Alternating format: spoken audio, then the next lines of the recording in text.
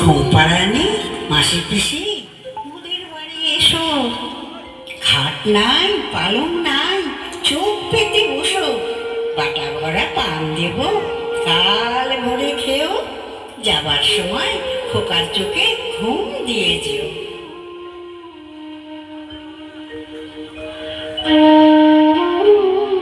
এভাবেই মায়ের ছোঁয়ায়, মায়ের ভালোবাসায় মায়ের কোলে ঘুমিয়ে পড়ে শিশু। জেগে থাকে মা, জেগে থাকে মায়ের স্নেহ, জেগে থাকে ঘুম পাড়ানি গান। বাবা মায়ের হাত ধরে হাঁটি হাঁটি পা পা করে এভাবেই সন্তান বড় হয়। তারপর তারপর একদিন সেই সন্তান নিজের পায়ে দাঁড়ায়। জীবন জীবিকা তাদের নিয়ে যায় বাবা মায়ের থেকে অনেক দূরে। বৃদ্ধ বাবা মাকে ঘিরে থাকে শূন্যতা আর একাকিত্ব। বাবা মায়ের ঠিকানা হয় বৃদ্ধাশ্রম।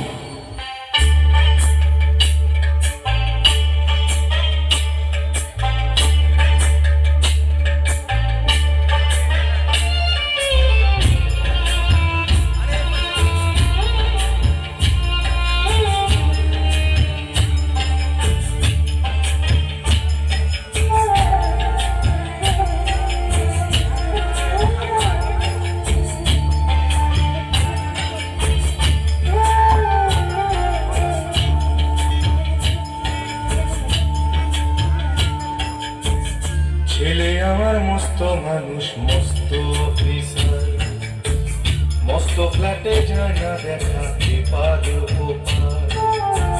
ছেলে আমার মস্ত মানুষ, মস্ত অফিসার, মস্ত ফ্ল্যাটে যায় না দেখা এপার ওপার। নানান রকম জিনিস আর আসবাব দামি দামি, সবচেয়ে কম দামি ছিলাম একমাত্র আমি। ছেলের আমার প্রতি অগাধ সম্ভ্রম, আমার ঠিকানা তাই বৃদ্ধাশ্রম।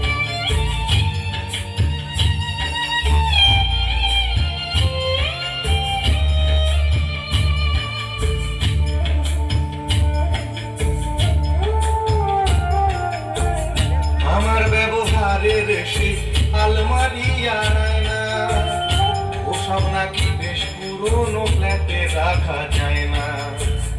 আমার ব্যবহারের সেই আলমারি আনায় না, ওসব নাকি বেশ পুরনো ফ্ল্যাটে রাখা যায় না। ওর বাবার ছবি ঘড়ি ছড়ি দিতে হলো তাড়াতাড়ি, ছেড়ে দিল কাকে খেলো পোষা পুরো ময়না। স্বামী স্ত্রী আর অ্যালসেশিয়ান জায়গা বড়ই কম, আমার ঠিকানা তাই বৃদ্ধাশ্রম।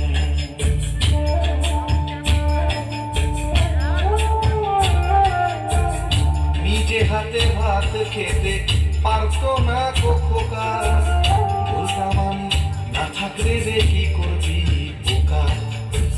ঠোঁট ফুলিয়ে কাঁদতো খোকা আমার কথা শুনে, খোকা বোধহয় আর কাঁদে না নেই বুঝিয়া শুনে।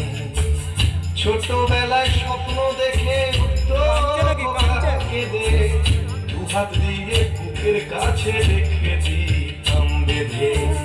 দুহাত আজও খোঁজে ভুলে যায় যে একদম, আমার ঠিকানা এখন বৃদ্ধাশ্রম।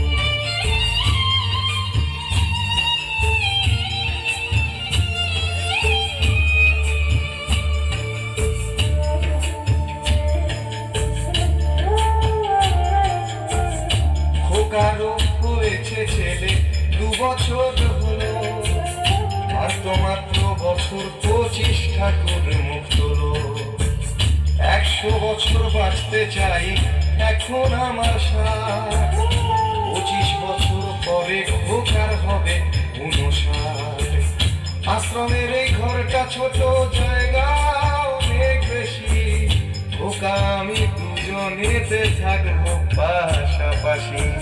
সেই দিনটার স্বপ্ন দেখি ভীষণ রকম মুখোমুখি আমি খোকার বৃদ্ধাশ্রম, মুখোমুখি আমি খোকার বৃদ্ধাশ্রম, মুখোমুখি আমি খোকার বৃদ্ধাশ্রম।